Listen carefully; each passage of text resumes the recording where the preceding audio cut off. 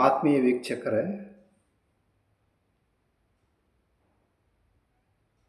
ಈ ವಿಡಿಯೋದಲ್ಲಿ ಸಾಮಾಜಿಕ ಬದುಕಿನ ಆಧ್ಯಾತ್ಮಿಕ ಕೆಲವು ಮಹತ್ವದ ವಿಷಯಗಳು, ವಾಸ್ತವಿಕ ಬದುಕಿನ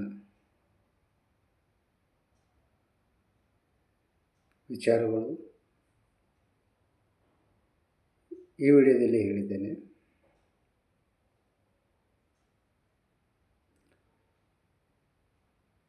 ಈ ಸಾಮಾಜಿಕ ಜೀವನದಲ್ಲಿ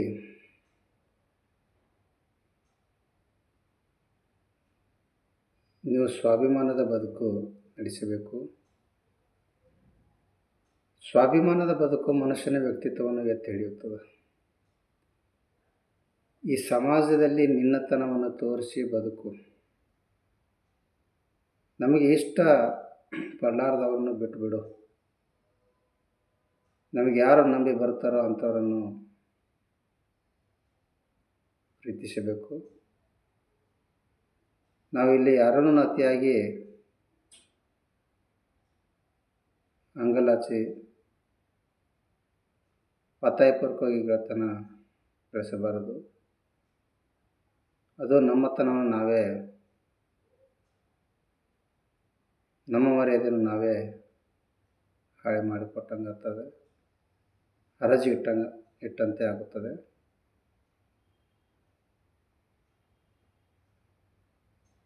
ಇಲ್ಲಿ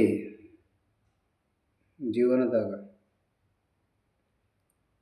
ಬಡತನ ಆಗಲಿ, ಶ್ರೀಮಂತಿಗೆ ಆಗಲಿ, ಸುಖನೇ ಆಗಲಿ, ದುಃಖನೇ ಆಗಲಿ, ಇವುಗಳು ಎಂದೂ ಒಂದೇ ಥರ ಇರಲ್ಲ. ಇವುಗಳು ಪ್ರತಿಯೊಬ್ಬ ಮನುಷ್ಯನೂ ಅನುಭವಿಸಿ ಬಿಟ್ಟಿರ್ತಾನೆ. ಯಾರು ಕಷ್ಟಪಡದೆ ಶ್ರೀಮಂತನಾಗಿಲ್ಲ, ಯಾರ್ಯಾದರೂ ಕೆಳ ಹಂತದಿಂದಲೇ ಮೇಲಿನ ಹಂತಕ್ಕೆ ಹೋಗಿರ್ತಾರೆ. ಇಲ್ಲಿ ವಿಮಾನಕ್ಕೆ ಯಾವ ರೀತಿ ಮೇಲೆ ಹಾರಲು ಮತ್ತು ಕೆಳಗೆ ಇಳಿಯಲು ಈ ಭೂಮಿಯೇ ಬೇಕು,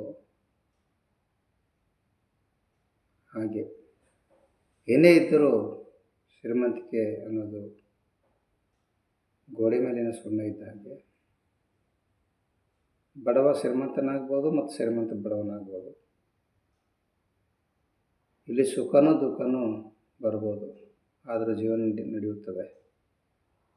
ಒಳ್ಳೆ ಕಾಲ ಬಂದಾಗ ಸಂತೋಷದಿಂದ ಅನುಭವಿಸಿ, ಮತ್ತು ಕೆಟ್ಟ ಕಾಲ ಬಂದಾಗಲೂ ಸಂತೋಷದಿಂದಲೇ ಅನುಭವಿಸಿ. ಏಕೆಂದರೆ ಇಲ್ಲಿ ಒಳ್ಳೆಯದು ಮತ್ತು ಕೆಟ್ಟ ದಿನಗಳು ಹೆಚ್ಚು ದಿನ ಉಳಿಯೋದಿಲ್ಲ. ಆದರೂ ತಾಳ್ಮೆಯಿಂದ ಜೀವನ ನಡೆಸಬೇಕಷ್ಟೇ. ಈ ಭೂಮಿ ಮೇಲೆ ವಾಸಿಸುವ ಎಲ್ಲ ಪ್ರಾಣಿಗಳಲ್ಲಿ ಈ ಮನುಷ್ಯ ಪ್ರಾಣಿಗೆ ಇದ್ದಷ್ಟು ಆಸೆಗಳು ಬೇರೊಂದು ಯಾವ ಪ್ರಾಣಿಗೂ ಇರಲಿಕ್ಕಿಲ್ಲ ಅನ್ನಿಸ್ತದೆ.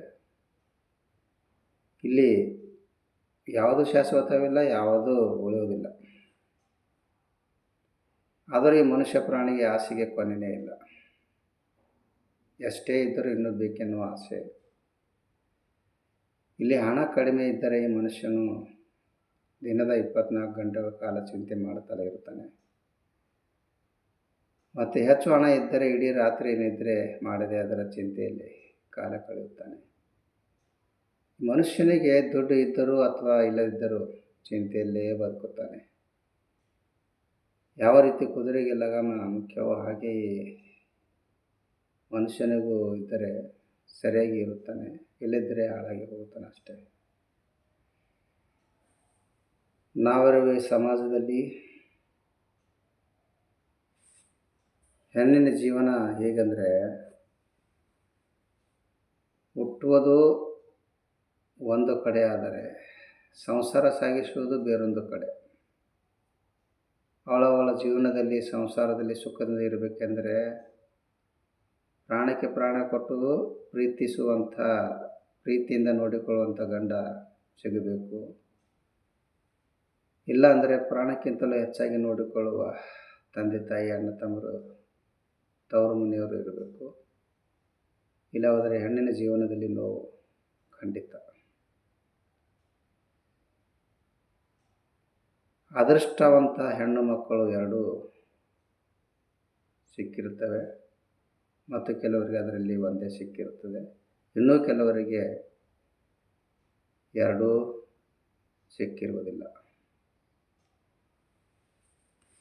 ಈ ಸಮಾಜದಲ್ಲಿ ಕೆಲವರು ಹೇಗೆಂದರೆ, ಮಾತನಾಡುವ ರೀತಿ ಕೆಲವರು ನೇರವಾಗಿ ಮಾತನಾಡುತ್ತಾರೆ.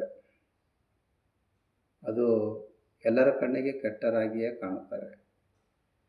ಏಕೆಂದರೆ ಅವರ ಮಾತುಗಳು ತುಂಬ ಹರಿತವಾಗಿರ್ತವೆ, ಖಡಕ್ಕಾಗಿರ್ತವೆ ಮತ್ತು ಮುಖಕ್ಕೆ ಹೊಡೆದಂತಾಗಿರುತ್ತದೆ. ಅದರಲ್ಲಿ ಯಾವುದೇ ಕಪಟತನ ಇರುವುದಿಲ್ಲ. ಏನೇ ಇದ್ದರೂ ನೇರವಾಗಿಯೇ ಮಾತನಾಡುತ್ತಾರೆ, ಸ್ಪಷ್ಟವಾಗಿ ಮಾತನಾಡುತ್ತಾರೆ, ಮುಖಕ್ಕೆ ಮುಖ ಕೊಟ್ಟು ಮಾತನಾಡುತ್ತಾರೆ.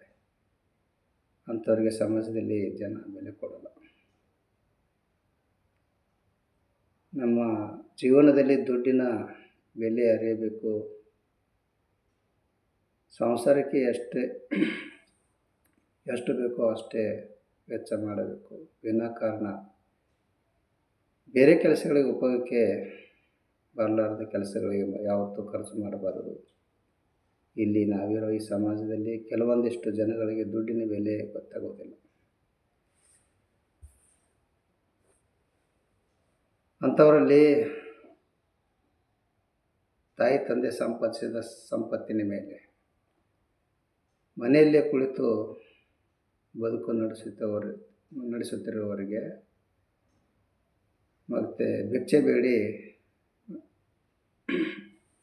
ಮನೆಯಲ್ಲೇ ಕುಳಿತು ಬದುಕು ನಡೆಸುವವರಿಗೆ, ಊರಿನಲ್ಲಿ ಏನೂ ಕೆಲಸ ಮಾಡದೆ ತಿನ್ನುವವರಿಗೆ, ಊರೆಲ್ಲ ಸಾಲ ಮಾಡಿ ಬದುಕು ನಡೆಸುತ್ತಿರುವವರಿಗೆ, ಸಾಲ ಮಾಡಿದ ಹಣ ಮತ್ತೆ ಮರಳಿ ಕೊಡದವರಿಗೆ ದುಡ್ಡಿನ ಬೆಲೆ ಗೊತ್ತಾಗೋದಿಲ್ಲ.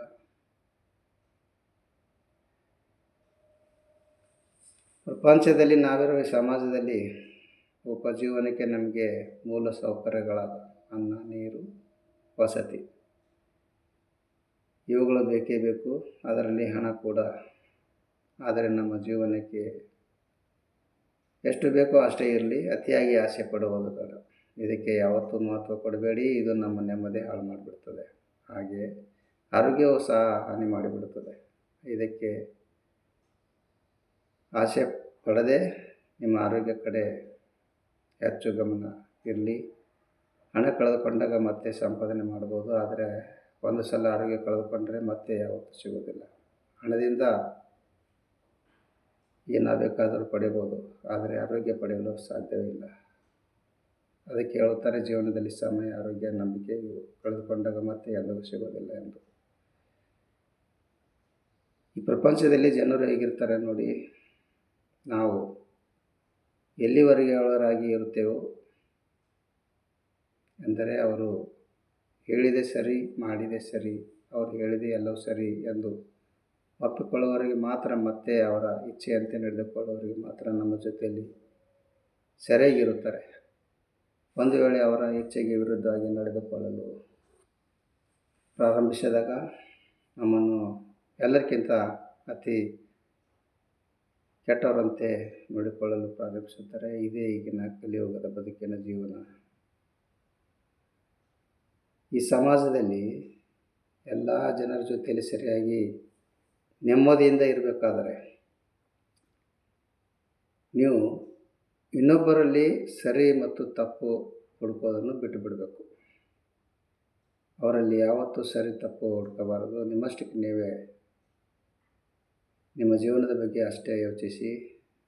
ಬೇರೊಬ್ಬರ ಜೀವನ ಹೀಗೆ ಹಾಗೆ ಎಂದು ಯಾವತ್ತೂ ಯೋಚಿಸಬೇಡಿ.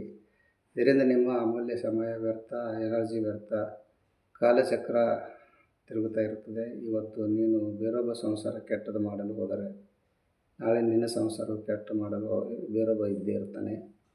ನಿನ್ನ ಸಂಸಾರ ಕೆಡಿಸಲು ಬೇರೊಬ್ಬ ಇರ್ತಾನೆ.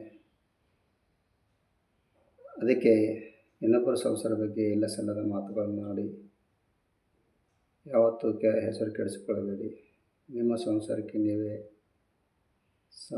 ಜವಾಬ್ದಾರಿಯಿಂದ ಸಂಸಾರ ಮಾಡಿ. ಈ ವಿಡಿಯೋ ಇಷ್ಟ ಆದರೆ ಲೈಕ್ ಮಾಡಿ, ಶೇರ್ ಮಾಡಿ, ಸಬ್ಸ್ಕ್ರೈಬ್ ಮಾಡಿ. ಧನ್ಯವಾದಗಳು.